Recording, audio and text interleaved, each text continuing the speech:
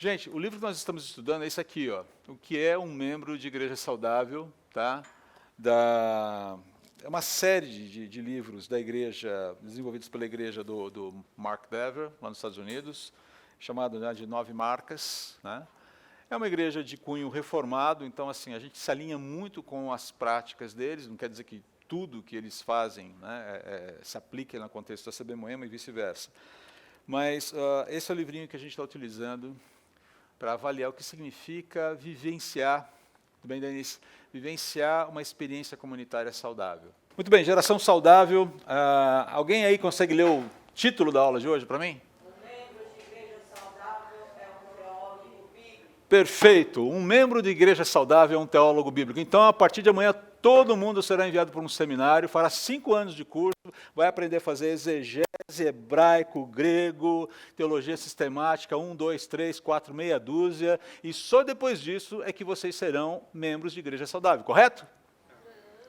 A proposta não é essa, ok? A proposta não é essa, fiquem tranquilos aqui. Eu já vou explicar o que é esse negócio aqui.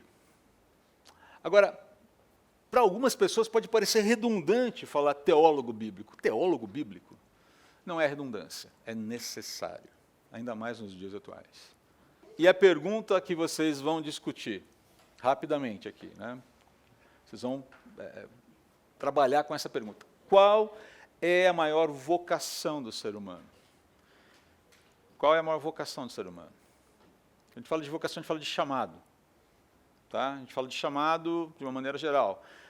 O que mais impera no viver humano? O ser humano, eu já estou dando até a resposta, né? Mas qual é a principal atividade com a qual o ser humano tem que estar envolvido? Conhecer a Deus. Conhecer a Deus. Alguém mais chegou a essa conclusão aqui?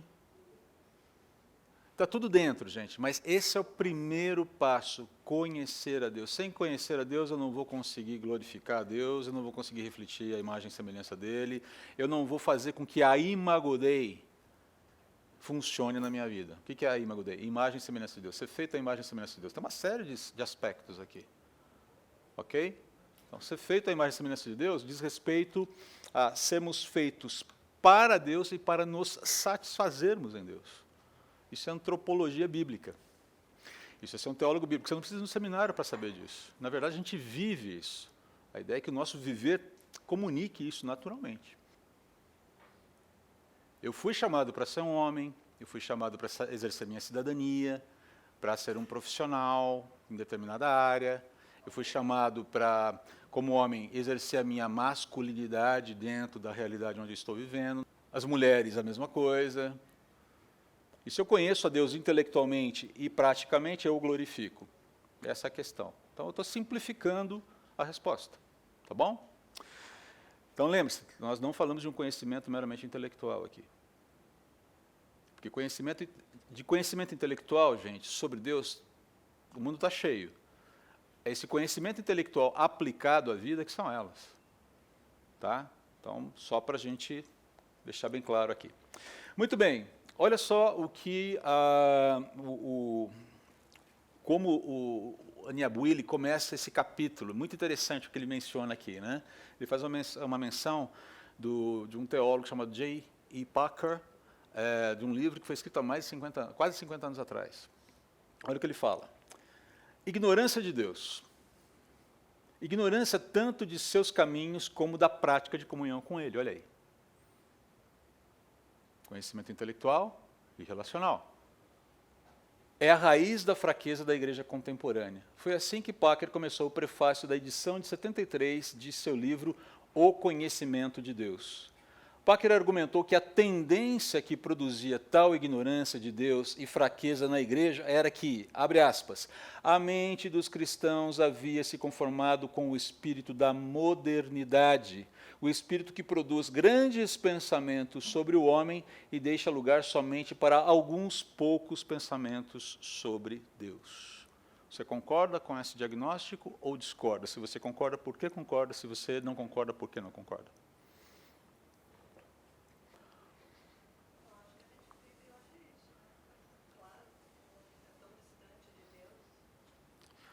Mas perceba aqui que ele faz, sem dúvida, Sibeli, concordo plenamente com você, mas perceba que ele faz aqui um diagnóstico da igreja. Ele está falando da igreja. A gente percebe isso nas igrejas hoje, de uma forma geral? Sim. Como? Concordo com a Denise. Sim, como? Então, veja só. Deixa eu ver se eu entendi o que você está propondo, porque eu concordo com você. Quando você coloca a sua esperança numa matiz ideológica política, seja ela direita, esquerda ou de centro. Um líder político cristão recentemente falou assim: nós precisamos entender que o evangelho não está nem à direita e nem à esquerda na política, está no centro. Eu falei, bom, então o evangelho é social-democrata, é isso que você está falando? Eu falei, cara, para, né? O evangelho está acima disso.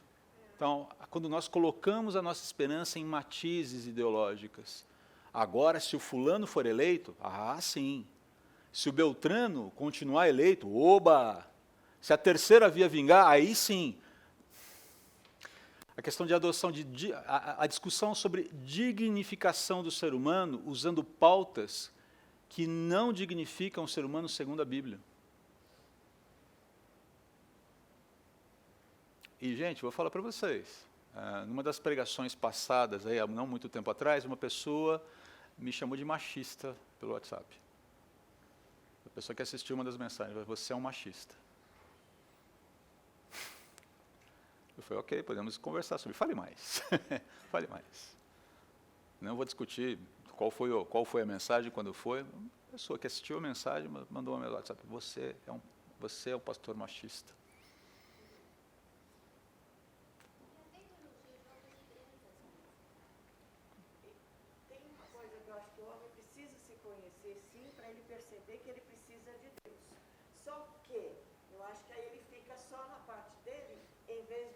Sim, tudo diz respeito a mim. Uma das questões principais que nós vamos resgatar na nossa teologia é que a história diz respeito a quem? A Cristo, a Jesus. Ele é o personagem principal dessa história, desse enredo, não sou eu.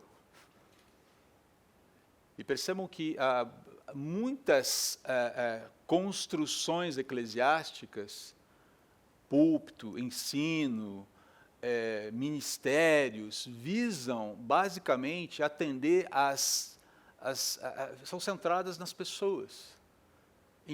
Quando, na verdade, a gente precisa lembrar que as pessoas devem ser atendidas tendo essa visão de que elas devem orbitar em torno do Senhor da criação. É um negócio complicado. Fala, Silvinha. Então, pastor, acho que quando eles falam de relativizar a Bíblia, como já aconteceu, tem acontecido, também essa forma de você tentar colocar assim, a igreja muito mais próxima aos pensamentos do homem do que os pensamentos de Deus.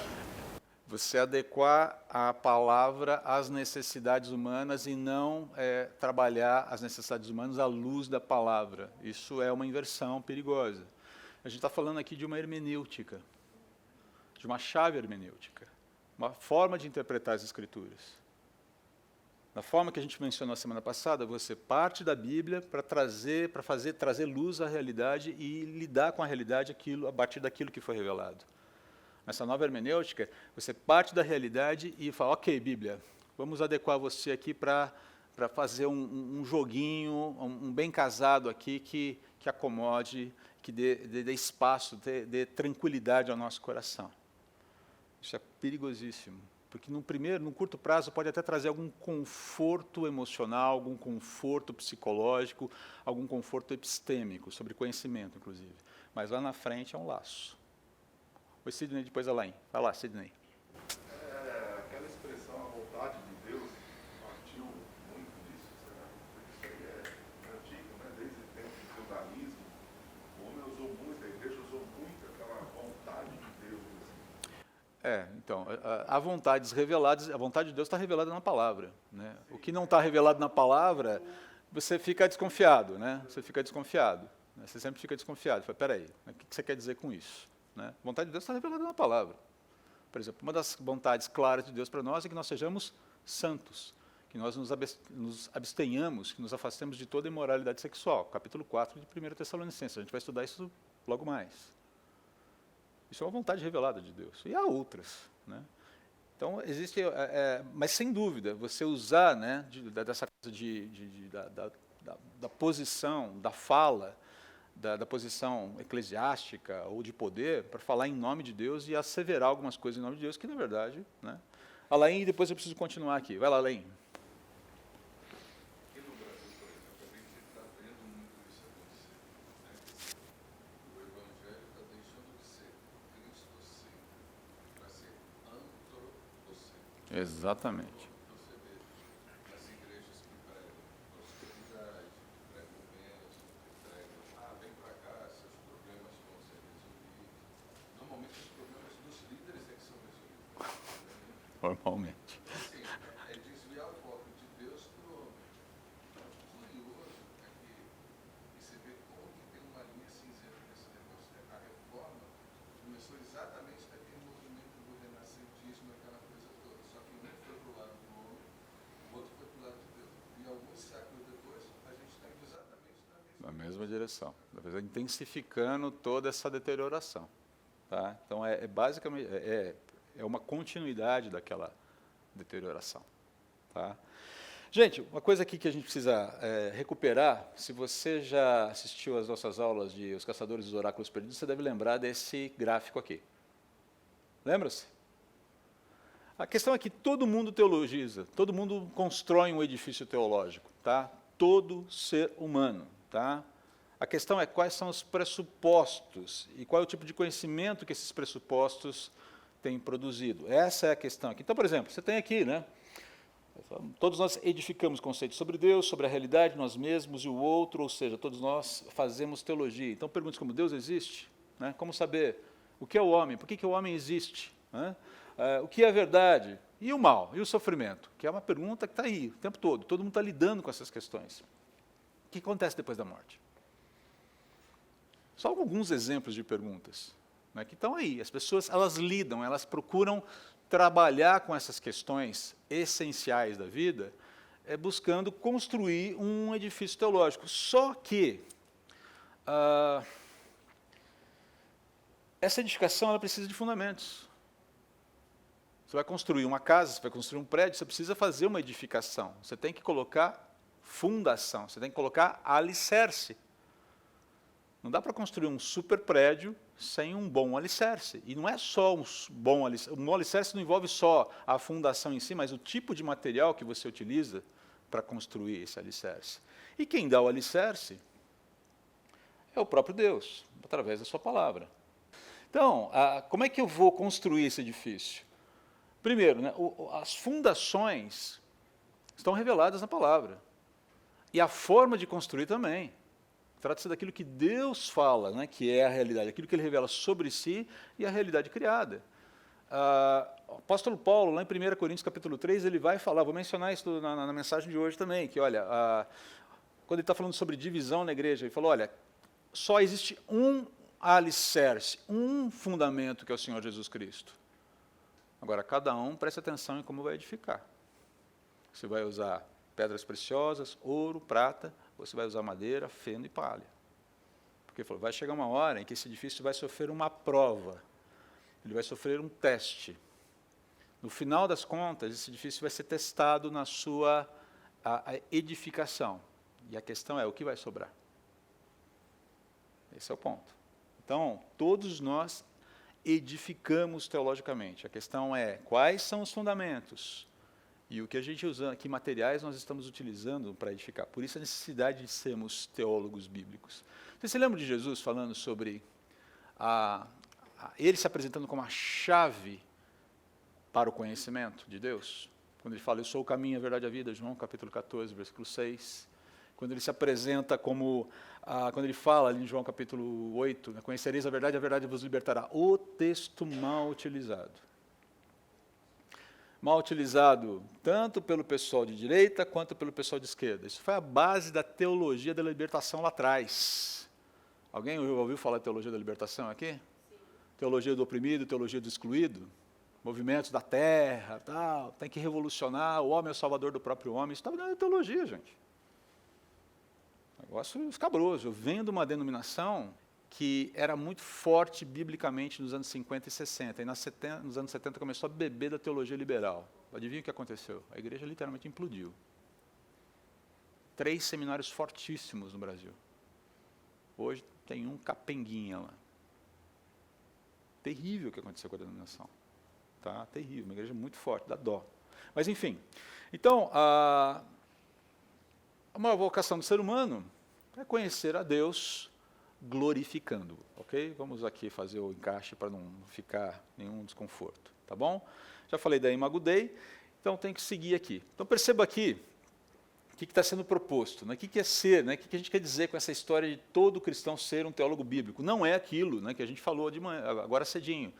Vamos mandar todo mundo para o seminário, fica 5 anos internado lá, enfornado, lá estudando teologia sistemática, teologia bíblica, hebraico, grego, exegese e sei lá mais o quê. Não, a ideia não é essa. A ideia é você se engajar dentro das suas capacidades com um conhecimento de Deus. Todo cristão deve ser um teólogo no melhor e mais íntimo sentido da palavra. Se as igrejas devem ter boa saúde, os seus membros precisam comprometer-se em ser teólogos de acordo com a sua capacidade. Não dá para ficar se comparando nessa história. Você pode até usar o outro como uma referência de estímulo, como alguém que te encoraja a prosseguir. Mas a pior coisa que você pode fazer nessa hora é falar, cara, eu quero ter o mesmo conhecimento do hebraico que o fulano de tal tem. Eu quero ser que nem um Luiz Saião no hebraico. Tá? Boa sorte. Tá? Talvez até você consiga. A questão é, qual é o propósito? Você precisa conhecer hebraico para ser um teólogo bíblico? Não. É bom? Sim.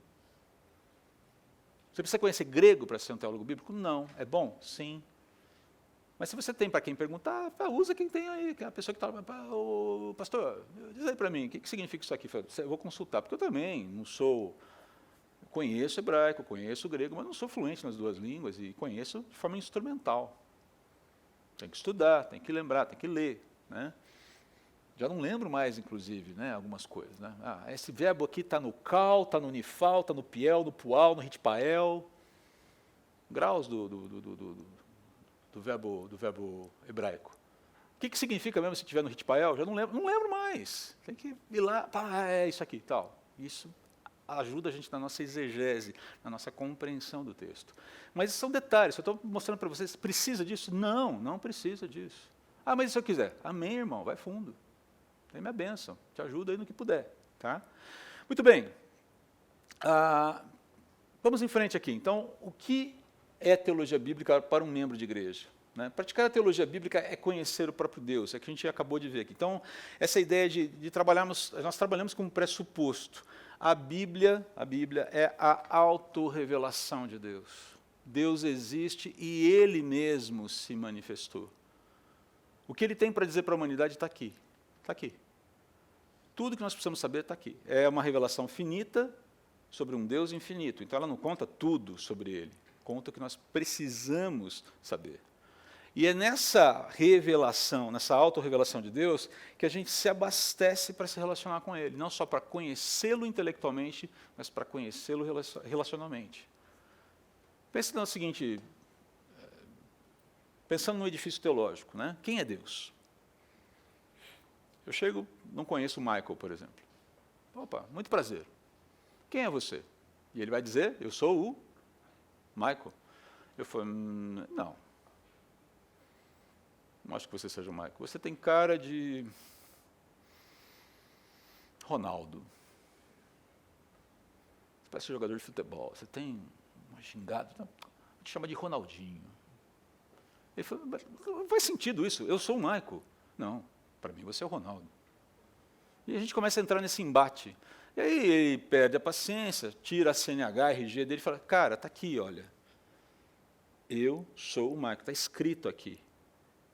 Meus pais me deram esse nome, eu nasci na data tal, no lugar tal, os meus pais me registraram, eu tenho uma certidão de nascimento. Eu sou isso. Eu ainda continuo achando que você é o Ronaldo. Quem é o louco na história? O Michael?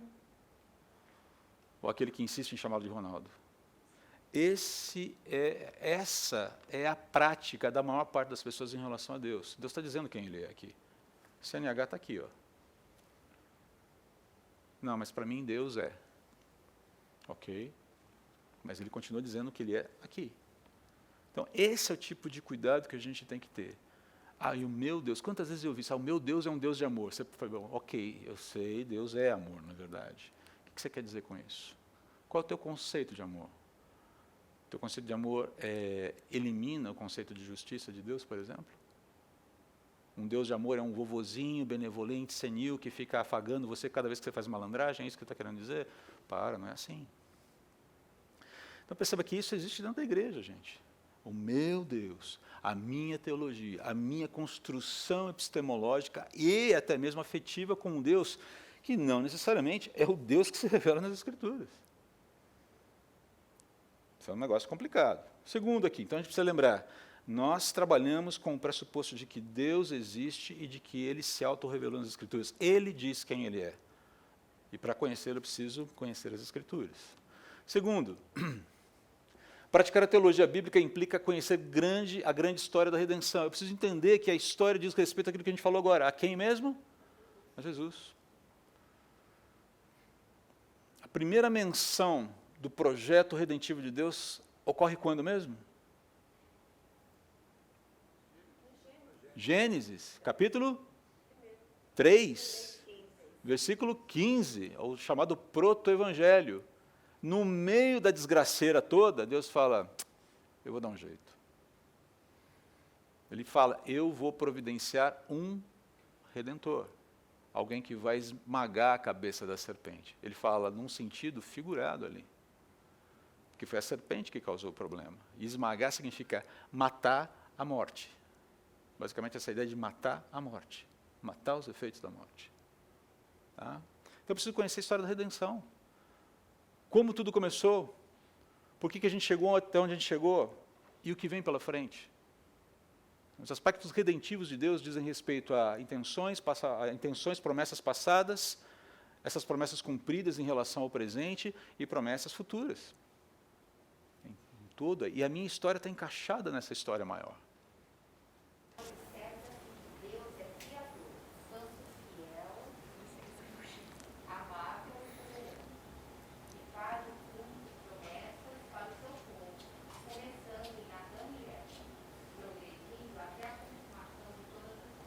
Ok, pensando na história da salvação, nesse arco da história da salvação, algumas características que a gente pode levantar aqui. Ok, quais são algumas características desse arco da história da salvação? Do começo lá em Gênesis até a finalização lá em Apocalipse. O que você nota? Né? O que você nota? Como é que você qualificaria? Alguém chega para você e fala, me fale um pouquinho da história da salvação. Como é que você desenvolve, a partir de que argumento, ou de que argumentos, quais argumentos você desenvolveria a sua explicação sobre isso? Você sabe do que se trata a história da salvação, não sabe? Você sabe, você só está com medo de admitir, mas você sabe. Tá? Como é que você argumentaria, como é que você trabalharia, desenvolveria esse assunto?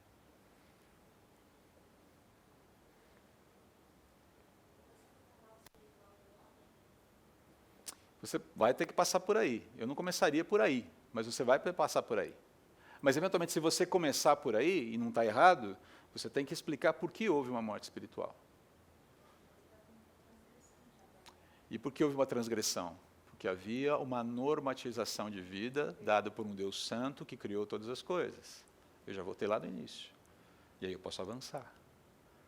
E esse Deus, que criou todas as coisas, que é benevolente, que é tremendo, ele veio providenciando, ele veio trabalhando ao longo de toda a realidade para que, no momento propício dentro da história para o homem, ele se manifestasse plenamente a todo homem, para que o homem pudesse ser restaurado, tivesse a sua reconexão com Deus firmada definitivamente. E ele promete que a história da desconexão, os efeitos da desconexão não durarão para sempre. Que além de promover essa reconexão com Ele, mediante a sua própria encarnação, morte e ressurreição, Ele voltará para punir todo o mal e fazer com que toda a realidade existencial seja restaurada à sua forma plena por Ele. Contei a história da salvação. Mas uma coisa interessante que você pode falar, existe uma unidade tremenda nessa história.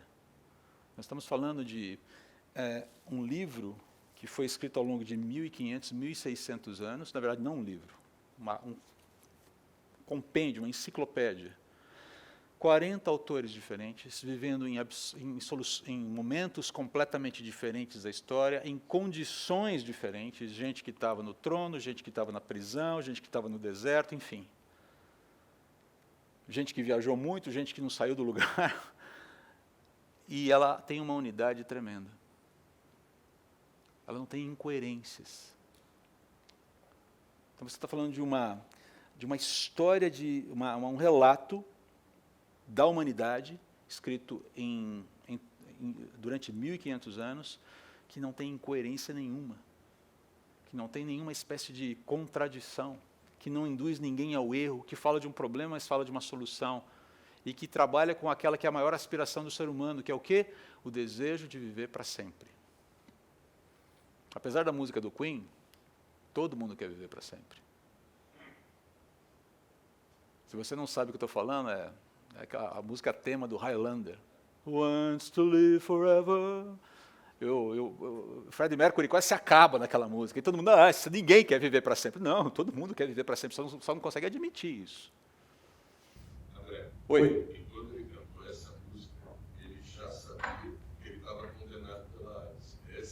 Essa é a ironia. Né? Na verdade, assim, eu estou cantando, é aquilo que Nietzsche fala, cara, você vai cair no precipício, só tem que decidir como você vai cair. Eu vou cair cantando como uma diva. Ninguém pode negar que o cara era o máximo.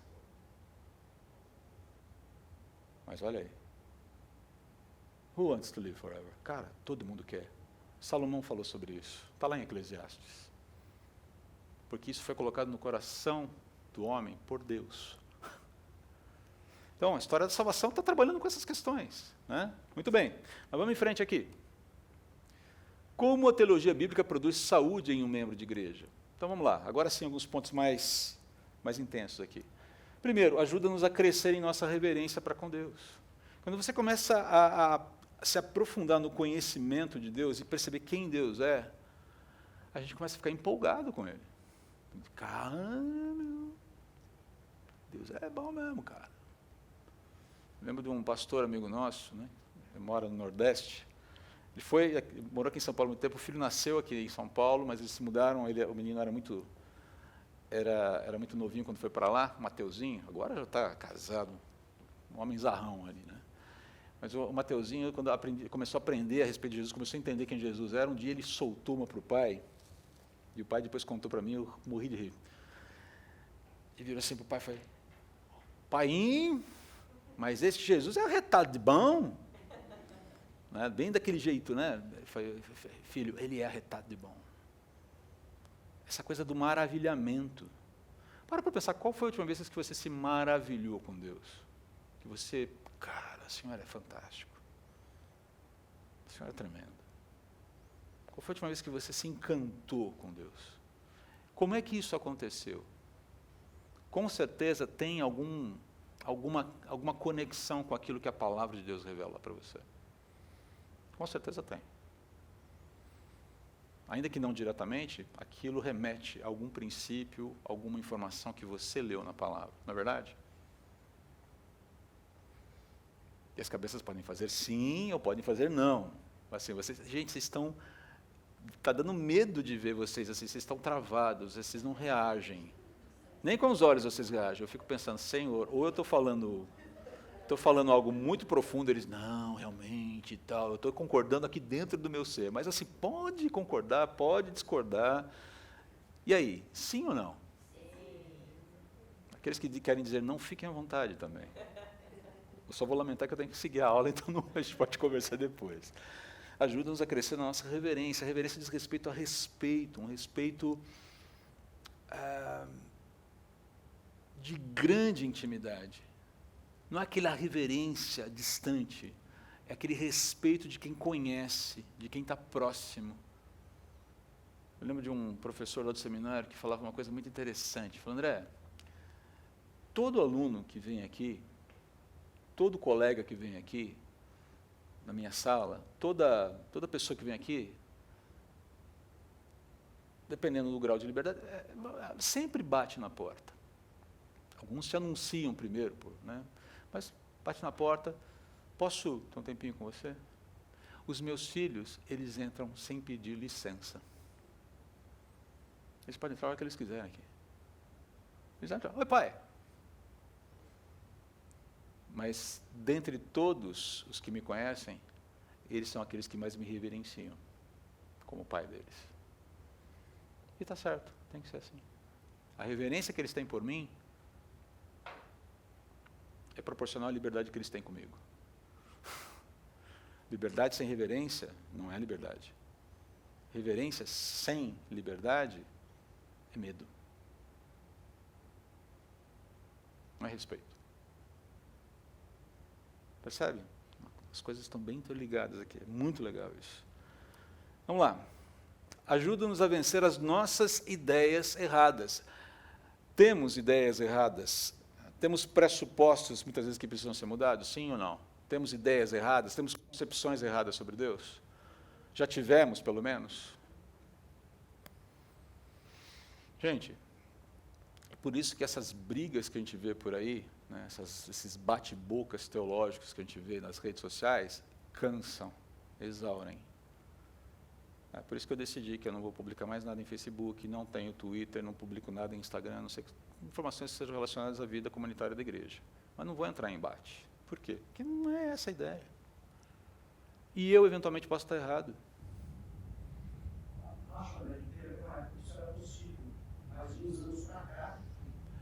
Perdeu-se o critério, perdeu-se o filtro, perdeu-se o propósito. Né? Eu preciso ter humildade para entender que eu posso estar errado. Eu lembro que há 25 anos atrás, já faz um bom tempo, eu tinha uma convicção sobre a minha posição escatológica, e cada um que chegasse para mim para ficar discutindo posição escatológica, eu já saí emendando uma série de textos bíblicos, eu venci a discussão, mas perdi o interlocutor. Eu não brigo mais por posição escatológica. Eu tenho a minha, eu a defendo. A defendo como um modelo plausível. Mas eu não brigo por isso. O mundo vai acabar dessa forma, e ai de você se você discordar, hein? Esquece. Batismo. Tá? Porque batizar crianças, querido, deixa batizar a criança lá. Aqui a gente não batiza, lá batiza. Você vai brigar por causa disso? Eu não vou. Não, mas tem que batizar nas águas, o sujeito tem que quase morrer afogado para ser um batismo de verdade. Essa coisa de pegar aí uns pinguinhos de água na cabeça, isso não é batismo, querido. Tem água lá, está batizando, amém, Jesus, está salvo, publicou, olha, publicamente. Gente, para que a gente vai ficar entrando nesse tipo de... Agora, não são, esses são erros caricatos já, mas eu estou falando de erros mais conceituais, sobre quem Deus é, qual é o tipo de relação que eu devo ter com Ele, de ver Deus, muitas vezes, com uma espécie de instrumento, de agente para a execução das minhas vontades. Isso é erro. O Evangelho da Prosperidade bebe dessa fonte. Eu sei que isso vai aparecer na internet, mas eu não estou batendo em nem A, nem B, nem C. Tá? Estou dizendo que é um erro. Declarar para Deus o que Ele deve fazer a meu respeito. Isso é um erro teológico. Eu estou declarando aqui, em nome de Jesus, que... calma lá. Fala, Michael. Uma coisa que acaba nos dificultando bastante a discussão é que muitos movimentos dentro do seu cristão sequer partem do pressuposto de que existe a possibilidade de uma ortodoxia revelacional. A ortodoxia passa a ser vista como um mero fenômeno cultural. Antiquado, retrógrado, fundamentalista, coisa do passado que não serve mais para os nossos dias também. Além de tudo. Não há um conceito de ortodoxia na igreja primitiva, mas aí a discussão começa a ficar mais complicada e a gente precisa provar, na verdade, dando um passo atrás, de que existe a possibilidade de se discutir uma ortodoxia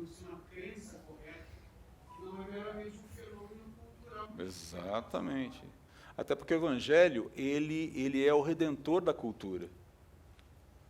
Ele deve ser o redentor da cultura, e, em última análise, ele será, definitivamente. É aquela história, é como na política. O Evangelho não está no centro, está acima desse negócio. O Evangelho está acima da cultura. O Evangelho, ele não pode ser, eu posso dizer que a cultura pode até influenciar a minha, eu vou ter que tomar cuidado com formatos. Por exemplo, nós estamos numa igreja brasileira. A nossa sonoridade vai soar mais brasileira em algum momento. Isso é praxis. Eu posso ser, de certa forma, heterodoxo em algumas práticas. Algumas, estou falando todas. Tá? No formato, por exemplo, da vida cultica, da vida comunitária, somos mais descontraídos. Não somos? Somos. Tem gente que quer ser mais descontraído ainda. Né? Até parabéns no culto a gente já está cantando. Né? Isso não tem nada de errado. Isso tira a centralidade da pessoa de Jesus. Não, a gente está celebrando a vida de um irmão diante da pessoa de Jesus. Isso é celebração, não tem nada de errado. Mas a questão é justamente essa, você confunde muitas vezes essa história. Nós precisamos adaptar a nossa crença à realidade atual. Isso é uma má exegese, isso é uma má interpretação, isso é uma má hermenêutica. Não tem que adaptar nada. Até porque os problemas que nós temos hoje, essencialmente, são os problemas de sempre. De sempre. Gente, vai me desculpar, os problemas de hoje são os problemas de sempre. A questão é, muda um componente aqui e ali, mas o problema sempre é essa mudança de centro, de Cristo, de Deus para o homem. Desde o Éden, não foi isso? O problema é sempre o mesmo. Tá? Então, de fato, a gente vive essa questão. E essa discussão é uma discussão que cansa. Mas, basicamente, é um problema de visão, de cosmovisão, de que lentes eu utilizo para enxergar a realidade. Eu estou usando as Escrituras como fonte primária para enxergar toda a realidade, ou eu estou usando uma outra lente qualquer, seja ela cultural, seja ela ideológica, inclusive para enxergar a Bíblia ali na frente. É esse movimento que eu tenho que fazer, e não esse. Gente, e esse é um desafio com as igrejas, dentro do cristianismo atualmente. É uma briga boa, é uma briga que vale a pena, é uma briga no sentido não de sair batendo nos outros pela internet e tudo mais. Uma teologia boa me ajuda a lidar com equívocos, não só na minha mente do que diz respeito a Deus, mas ao meu próprio comportamento, as minhas próprias disposições. Tá? Se eu achava que bater em mulher era certo porque era divertido, no momento em que eu me torno um cristão, eu falei, cara, não, bater em mulher está errado. Tenho que protegê-la, tenho que guardá-la, tenho que me interpor entre o mal e ela, tenho que provê-la dentro daquilo que é adequado nas relações de um homem com uma mulher. Maledicência, mentira. Cara, minha cabeça ela é corrigida, meu coração é corrigido. Ajuda-nos a vacinar, já que a gente está numa época de vacina, né? Ajuda-nos a vacinar a igreja contra as controvérsias doutrinárias, porque existem muitas conversas, na verdade, eu diria controvérsias dogmáticas, porque há dogma, doutrina e opinião. E a gente precisa lembrar que dogma não é discutível, é aquilo, goste você e eu ou não. Doutrina, a gente pode até discutir uma coisa ou outra, por exemplo, essa questão do batismo, a questão da escatologia, enfim. Mas opinião, o que a gente vê hoje, eu já falei sobre isso no passado, numa série de pregações em Tiago, né, que o que você tem hoje é a opinião assumindo o centro dessa questão. Não, a minha opinião está subordinado àquilo que é doutrinário e que está subordinado àquilo que é dogmático. Eu posso até opinar, mas eu tenho que opinar com propriedade. Dogma imexível. Doutrina, vamos... Né, tem ali uma tonalidade diferente, mas ok, tá, não vamos discutir. Muita água, pouca água, enfim, aquela coisa toda. Opinião. Primeiro, a sua opinião passa pelo teste do dogma? A sua opinião respeita o aspecto doutrinário? Sim, vamos sentar para conversar. Se você passou aqui num rolo compressor pelo dogma e pela doutrina, cara, nem vou gastar meu tempo com você. Tem coisas melhores e mais importantes para fazer. Porque senão vira bate-boca. A gente tem que entender que existe dúvidas intelectualmente honestas e existe aquilo que eu chamo de má intenção evidente. A pessoa não está interessada em esclarecer, ela está interessada em polemizar. E quando você tem alguém que está disposto a polemizar, o que você faz? Entrega para o Espírito. Senhor, cuida aí. Eu vou trabalhar com quem quer crescer, com quem quer caminhar. Mas à medida que a igreja vai se abastecendo de verdades bíblicas, ela mesma vai se afastando. Agora, quem é a igreja? Quem é a igreja? Vamos lá. É necessário o cumprimento da grande comissão. Eu achei interessante essa observação aqui do Anyambuili, né? Qual é a ordem de Jesus na grande comissão? Mateus capítulo 28, versículos 19 e 20. O que ele fala? Como é que ele começa? Ide. Não. Não tem ordem no ide. A ênfase do imperativo não está no ide. A ênfase está, façam discípulos enquanto vocês vivem. Esse ide é um equívoco que tem causado algumas confusões, inclusive missiológicas, aí na vida da igreja como um todo. A ênfase não está no ir, a ênfase está no façam discípulos enquanto vocês vivem, enquanto vocês caminham, por onde vocês passarem, nas suas esferas de influência. Agora, como é que você faz discípulo? Ele menciona lá. Façam seguidores de Jesus, batizando aqueles que se manifestam crentes, professam sua fé em Jesus, e na sequência, o que você faz depois do batismo? Ensinando-os a guardar tudo o que Jesus ensinou.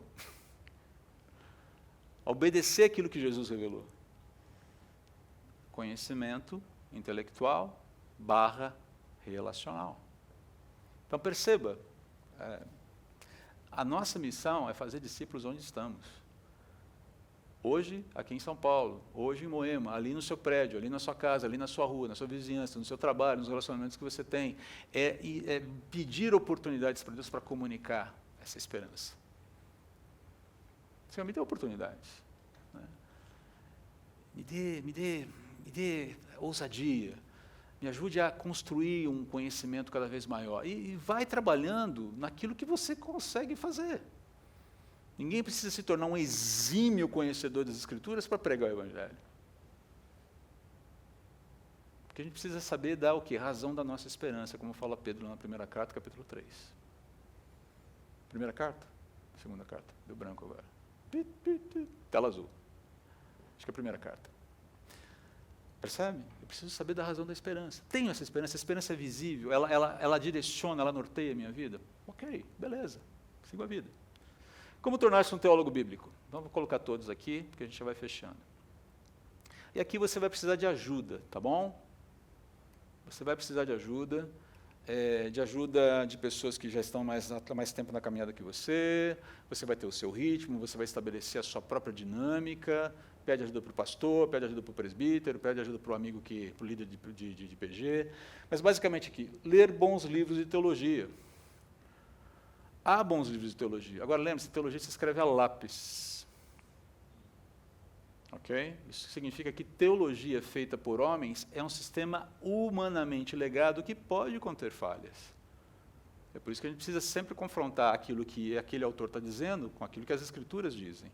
Foi bom, ok, aqui ele tem por exemplo, tem um excelente livro de teologia sistemática que eu tenho em casa, que eu acho fantástico, que é o do R.C. Sproul. Somos todos teólogos, se eu não me engano. Mas ele é um amilenista. Ele tem um outro viés escatológico, que não é o meu. Mas eu leio, cara, e embora eu não concorde com a visão dele ali, cara, ele é muito bom. Eu gosto demais dele. É devocional. Você lê aquele livro, você fala, nossa. Sabe quando você se deleita? Né? Você sai dali e fala, cara, sai meio voando da leitura. Sensacional. Tá? Eu poderia recomendar esse livro, falar, olha, com exceção disso aqui, que eu particularmente tenho algumas restrições, cara, esse é um livro que eu indico para você ler, sem problema algum. Mas vamos discutir essa outra questão aqui, tá bom? Para não ficarmos aqui batendo cabeça em coisas que não precisamos. Estudar as Escrituras tematicamente. Quem é Deus, quem é Jesus, quem é o Espírito Santo, o que significa questões mais cotidianas, como o que significa masculinidade bíblica, o que significa feminilidade bíblica, o que é ser um cidadão do reino de Deus, enfim, temas que dizem o que significa fazer parte de uma igreja, o que é uma igreja, temas, né? E outros tantos que a gente pode ter por aí. Tratar o Antigo Testamento com a mesma deferência que os autores do Novo Testamento fazem, que existe um conceito equivocado de muita gente por aí, e esse conceito não é novo, de que o Antigo Testamento para a gente caducou, não serve mais. Isso é uma ideia que já vem lá do primeiro, segundo século de um sujeito chamado Marcião, os marcionitas. Tá? Marcião falava assim, o Deus do Antigo Testamento é diferente do Deus do Novo. O Antigo Testamento, off. E ele fazia inclusive um recorte nos textos do Novo. A unidade ali. Você pode ver, existe unidade. Né? Estudar o Antigo Testamento tendo em mente Jesus e o Novo Testamento, ou seja, acabamos de mencionar aqui, Gênesis 3,15, o proto-evangelho. Adão e Eva, certamente, quando ouviram aquela promessa de Deus, foi, upa, temos esperança. Quando ela vai se dar? Não sabemos. E, eventualmente, quando o primeiro filho nasce, será que é ele? Essa expectativa pode ter acontecido. Abelzinho, Cainzinho do coração, é você. Ufa, nasceu um varãozinho, um descendente que vai esmagar. Esmaga outra coisa, não a cabeça da serpente. Cara, e aí? E a revelação progressiva, as coisas vão acontecendo até que culminam em Jesus, né? Estudar os livros proféticos do Antigo Testamento, porque é a maior fonte de promessas a respeito do Messias. A gente ignora muitas vezes os livros proféticos, né? Isaías 53, por exemplo, que é um texto que a gente está sempre mencionando aqui, fala do servo sofredor. Cara, o Messias terá que sofrer, ele terá que passar por padecimento. O judeu sabe disso. E quando ele não reconhece isso em Jesus, ele promove para si mesmo ira de Deus. Jesus mesmo fala sobre isso lá atrás. Conhecer e concordar em apoiar a declaração de fé da sua igreja local. Nós estamos aqui trabalhando nela, ok? Não tenho tempo para mostrar aqui a nossa estrutura, a estrutura básica da nossa declaração de fé, mas ela já existe. Talvez em algum...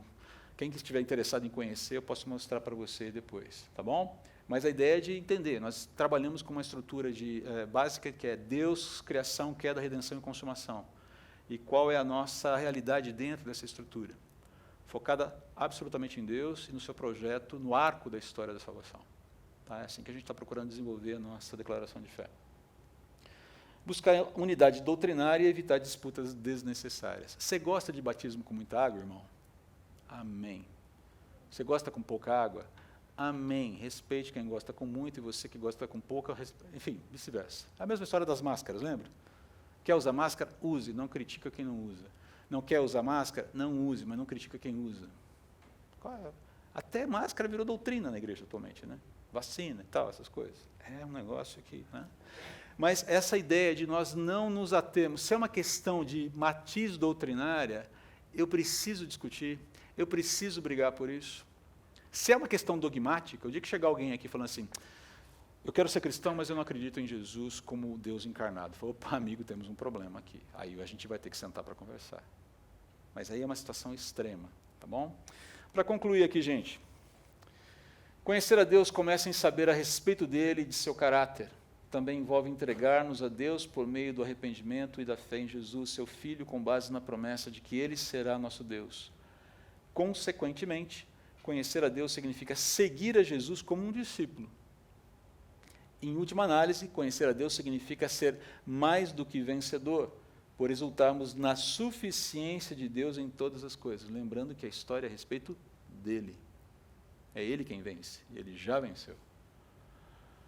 Obtemos esse conhecimento de Deus tão somente por bebermos profundamente da mensagem das Escrituras, com todos os seus ricos temas. Além disso, esse conhecimento de Deus pertence especialmente àqueles membros de igreja que se comprometem a tornar-se teólogos bíblicos. Bora ser teólogo bíblico, gente? E o povo de Deus, em uníssono, em alto som, diz... Amém. Mais uma vez...